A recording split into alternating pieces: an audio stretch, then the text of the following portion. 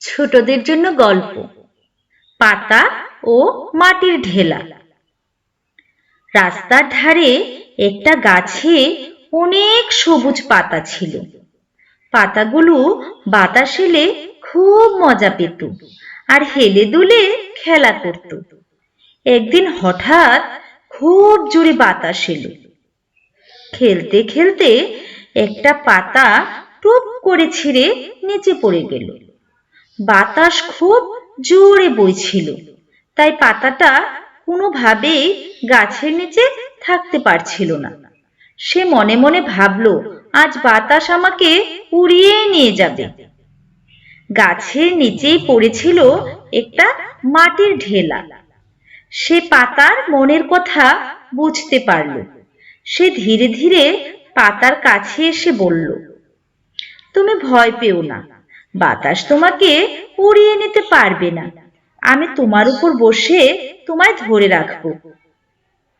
মাটির ঢেলার কথায় পাতার ভয় কিছুটা দূর হলো।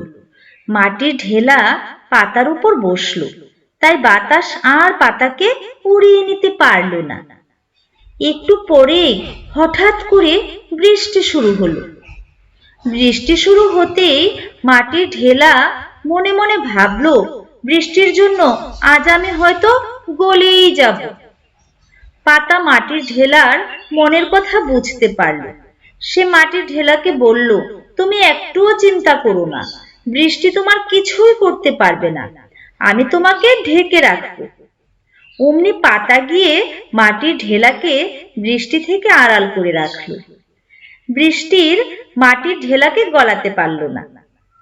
এবার মাটির ঢেলা পাতাকে বলল, আজ থেকে আমরা বন্ধু। আমরা একজন অন্যজনকে সাহায্য করেছি বলে আজ আমরা দুজনেই বেঁচে আছি। এখন থেকে আমরা সব সময় একে অপরকে সাহায্য করব। পাতা মাটির ঢেলার কথা শুনে খুব খুশি হলো।